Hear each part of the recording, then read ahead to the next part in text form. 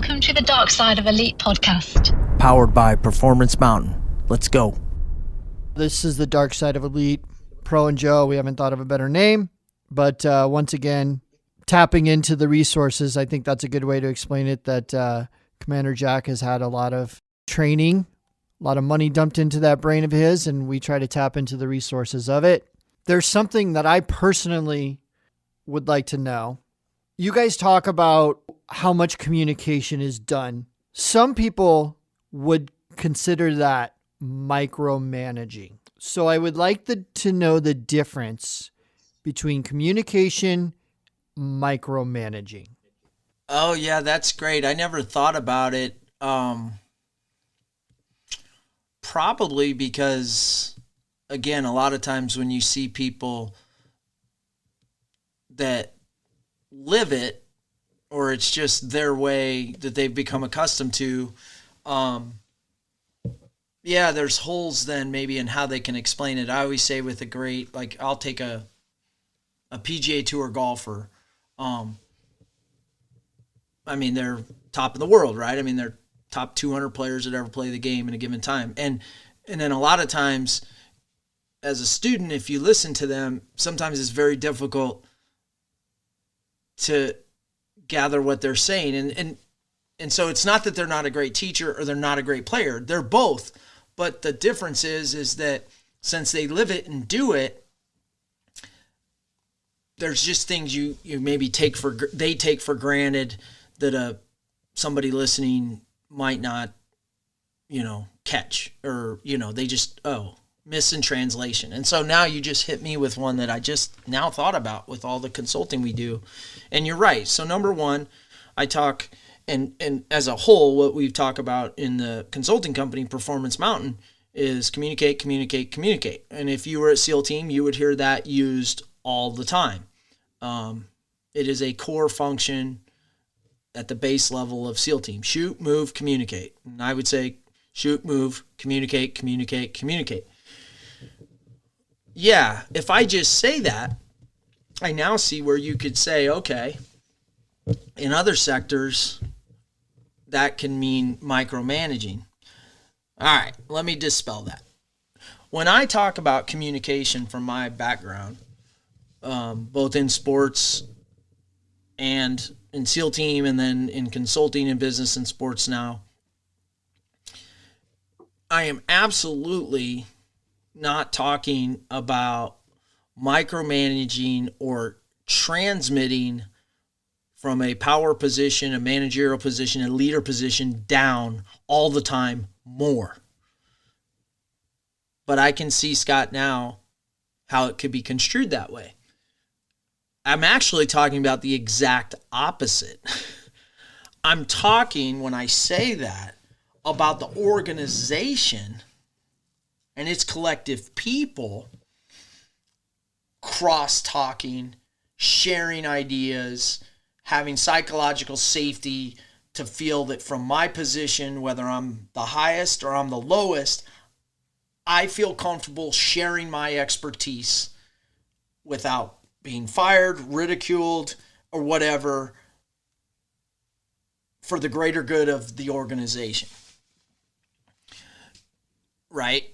And so I'm talking about increasing cross-flow communication up and down the respective chain of command, communicating, and over-communicating those ideas that help organizations grow. And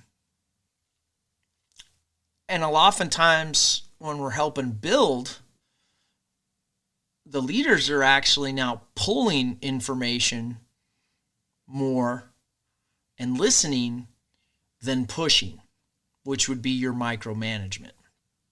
And so that's a skill, going back to communication. That is a skill that you develop and can develop. Everybody's capable of it, to, in interpersonal human dynamics, in the ways in which you literally voice communicate, your body language, and the way you read people, your voice inflection, your tone, the way you write emails, the way you write text. You're all setting the stage for that. And that's a skill that everybody can work on, right? No matter your position, because it's just a human skill. And that's something that I'm a big fan of, right? And certainly there's times to communicate, where it is very direct. But there's equally time, an example would be, right, that, say the military, the skipper wants something done, right? And from his vantage point, it's the right thing to do. And he's, giving direction. He's communicating. He may be over communicating. I want this. We need to shoot this torpedo now. And the torpedo is not in the breach, ready to go yet, right? Like, literally, it cannot be done yet. And he's adamant. Well, he needs to be told, right? Up through, in this case, I'm using a submarine as an example. He needs to be told, hey, it's going in the breach. The guys will have it in there. 15 seconds. Okay. Now he's got a new piece of information that he can now process. And maybe he needs to make decisions different than 2 seconds ago when he was going, now, I need it now in the tube. And so now he's like, 15 seconds. I have to adjust. I mean, whatever that would be. I have to change my course. I have to do something different to give them that 15 seconds. Meanwhile, they're working to get that in there. And and maybe it's a 5 seconds. Maybe there's another delay. Or maybe it's good to go, All right, it's in the tube. Skipper's like, fire. So, that's really a kind of dynamic one. A football example, right, is a receiver on the outside, sees something that's highly advantageous. And while it may not be his place every day to signal, hey, let's do this. If he sees it in his experience and he's earned trust, he's going to say it.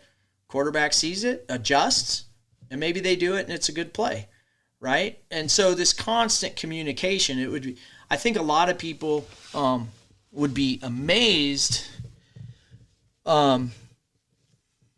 if we could mic up, in my case, a SEAL platoon working through a problem set on the ground and the communication that's flowing. I think they'd be amazed to see fighter pilots in the sky communicating, right? And all the information that's going back and forth in a non-threatening way, meaning internally. And it's just a communication flow that for the most part, if you were on the outside, it would probably look like complete chaos. But what you have is units and entities of human beings that trust each other. They pass communication, they accept communication, they respond. It's in an unfiltered way where, I'm not afraid what's going to happen because of me speaking up. And it's encouraged, and it's by default over communicate instead of under. And I think you'd get the same thing if you're watching NFL films and it's really just the audio of, say, a pre-play, of both the offense and the defense. From all the, really the 20 seconds before the snap, what you hear on TV is you usually hear the quarterback. But the truth is the line would be chatting, the backs, the receivers, and then the same thing on the defense. I mean, if you audioed everybody up for a 30-second pre-snap thing in a football game and then put it all together and just listen to it, it would be chaos. But actually, it's not, right? They're all doing it for a purpose. And, a lot of times that psychological safety, for lack of a better term, that freedom to communicate up and down, and leaders to listen and to pull information to make their decisions at their level is a very powerful tool. And oftentimes you're right. I think when we all read, communicate, when we read, or even maybe when I go out and talk, maybe people take away, I'm saying leaders talk more. I'm saying less. I'm saying if I was to design an organization hands up or bottom up, I would ensure that my leaders were able to listen first than to transmit more. It goes without saying. I mean, this is the thing we miss is the person closer to the problem knows more. It's just, can they articulate it? Has the leader provided the framework for them to be comfortable and express it, and provided the training, the expertise for them to express it in a way that makes sense and that we can all flow off of it. I hate to say it, but another good example that just popped into my head is I really respect our first responders. And I mean, obviously I've done quote unquote kind of like first responder work, but I'm not one. But it's like, I just thought about 9/11 and all those firemen running into that building. Just go watch all those old tapes. Listen to these guys communicating from, the fire chief and the ground level and the guys going up the stairs, and, what by all accounts is as hard and fight or flight stress environment as one could have, and just see how they're communicating. And it's pretty powerful. You don't sense panic. You don't sense anger. You don't sense, I'm fucking in charge. No, it's the opposite. And you see that on police banners, scanners, everybody talking. So I think your first responders, I think your military personnel, I think a lot of really good sports organizations that capture that. I think you see this common, safe to communicate, know how to communicate, trust, understanding of human dynamics and what makes people tick and how to create that environment for that to happen. That's really important for leaders, is to be able to develop that environment and that culture so that those words and that communication matters.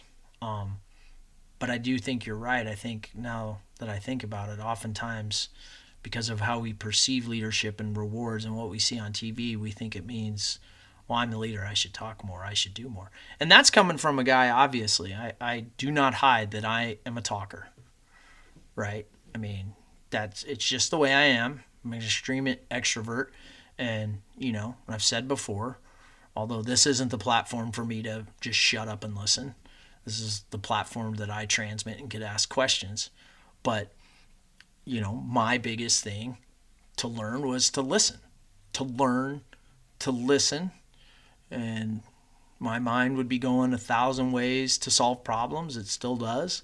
And so that's always been one of the things with groups of people that I have to consciously focus on in my own development still, post SEAL.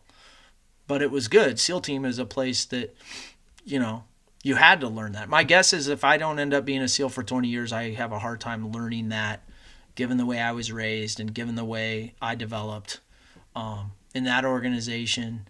It gave me so many more tools and things than I gave it. It's not a fair trade like they did in the United States Navy. Yeah, I'm just so thankful for it.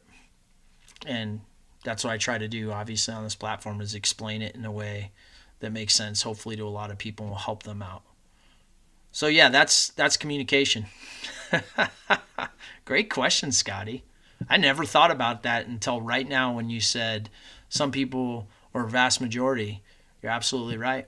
I will probably, in future talks, I will probably break that down a little better.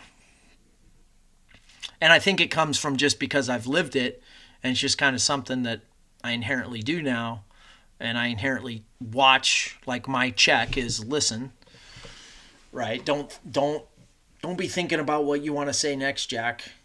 Listen, digest, then respond. And of course, I got that all from SEAL team. That's it. That's this edition of the Dark Side of Elite, powered by Performance Mountain. Stay classy, Nebraska. Stay calm, America.